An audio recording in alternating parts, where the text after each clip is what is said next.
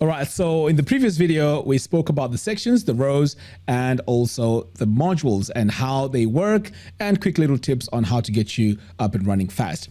Now, let's talk about how to customize the whole Divi interface. Okay, so over here, we can click on these three little dots here on the bottom. Okay, these are very, very important. If I click here, it's going to open up all these options here. So what we're going to do now is to customize our design experience.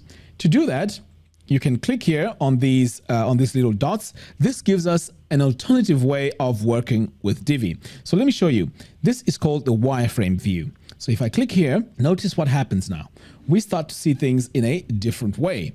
So it's showing us now that we have our text here. So in this mode, we can quickly go in, duplicate it, drag, drop it, right? If you want to add something quickly here, maybe it's a section, I can just click on this plus button, add 2 columns. And in here, maybe I want to add, say, a blurb. I can just add it like that. But the problem is we cannot see what we are working with. It's just showing us all these areas that we are working with, but it's not showing us the actual design visually that we're working with. So this is, for me personally, I don't like working like this.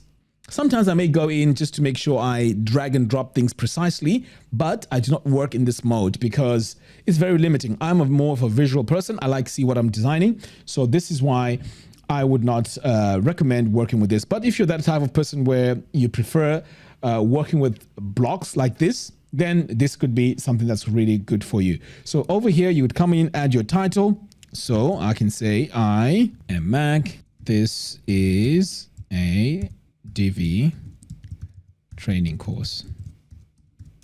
Okay, so you can see I've just typed all this, but I can't see it. But here's the quick thing. You can quickly switch here to the visual mode by clicking here on this little icon here. So if I click on that, boom. Now I can see I am Mac. This is a Divi training course. Just like that. So there's a quick way that you can just switch between these different modes. So I can switch between here, go back here. So let's say maybe while I'm in the visual here, it's quite difficult for me to find a way to duplicate this. You can always quickly switch over here to our wireframe view, duplicate this thing, drag it over here like that, and now it's gone, right? And then you can just go in, further customize it by going into the design. And if you want to see what you're designing, boom, just click here. And visually, now we can see what we are designing. So you can go in and say, okay, you know what? I want to add maybe a background to this. You can just come over here, go to the background, give it a color, just like that. Or you may want to give this yellow, whatever it is, you know, you can just go in and start making your changes as you're designing here over here. So that's a cool way of working with this. Now, while we're here, I want to also talk about something that is also very important. You can also switch between these modes and go into tablet view. This will also show you what your design looks like. So you can see as I'm scrolling through, I can see what my design here looks like. Okay. I can go to the mobile as well. And again, while I'm in the mobile view, I can also see what I'm working on looks like. So right now we're on the blurbs. So when I mouse over it, I can just click here on this paintbrush icon, like what we did before, choose a color, choose a font. So I can come over here. Let's say I want to add my font. I can choose Poppins, just like that. I can make it all caps and also maybe make it bold. Boom. So just like that, I am able to go in and visually see what it looks like on a mobile phone. Now, there's also different types of mobile phones we can take a look at here. So if I click on this drop down, there's Galaxy S7, there's also Galaxy S20, iPads, and so on. So if you want to see what it looks like on an iPad 11 Pro, on an iPhone 11 Pro, boom, you can just click on that. And this is what it looks like on an iPhone 11 Pro. And you can just choose different. You can go on an iPad. And now this is giving us an idea of what it looks like. So you can go in and tweak this until you're happy with what it looks like on the type of device you're designing for. Okay, so I'm going to close out of here. Right, so I've got this open here. All right, so the next thing I want to talk about here is this zoom icon. So if you click on it, it just zooms out just to give you an idea of what your page is looking like as you're designing this. So if I click back here, it just goes back to full screen. Okay, so that's what we have here on this builder. The next thing I want to talk about is other features here on the builder, and that is the layers view. So I need to move myself out of the way here for us to see the layers view. Okay, so if I click here on the layers view, this gives us a top-down list of what's happening on our website. So when I click on it, it gives me an idea of where I'm working. So if I come over here to this section, it just goes straight to that section that I need to work on. So sometimes visually, you're not sure where you are. So you can also toggle this. You can go into the row, and then here are the row settings. So it takes me straight to my row settings. And to prove that I'm in my row settings, I can just give this a background color. So there we go. I've just added my background color, just a very light gray there. Let's put something that you can see. There we go. So these are light gray. And let's say I need to move further into my modules. So you can see I'm in my different columns here.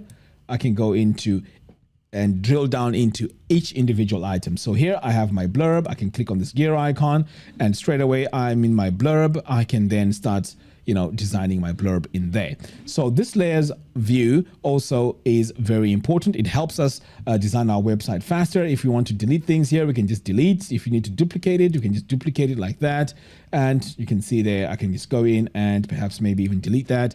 So this is a quick way of designing this, and all this is on our Divi Builder. Now, the final thing I need to talk about here is how to customize our builder itself. So if I come over here, this gives us now our builder settings. So we have different modes here. We have the grid mode, we have the click mode, and we have the hover mode. So you can see as I'm adding them, they've been added here on the bottom. Okay, so these views also help us when we're designing. So at the moment here, we have the hover view. So you can see this is the one that's selected, but we also have the click mode. So if I click here on click mode, notice what happens. This now gives me these boundaries. So it gives me now an idea of where things are. But if I go back to hover, the hover just shows up when I hover. Okay, but on click, if I click on this, notice what happens.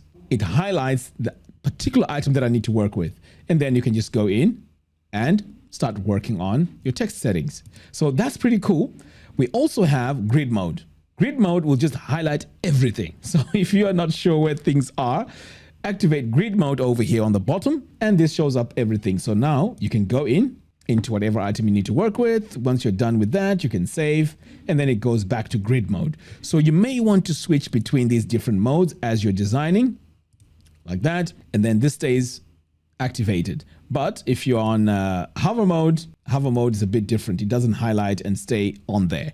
So these are the different modes that you may want to activate as you're designing, because this just makes your workflow even much better. And then finally, over here on these three little dots, we can go in now and we can make a few adjustments. So for example, we can say, okay, builder interface animations, we can switch them off. That's all the animations that happens when we're working here. So you can switch that off.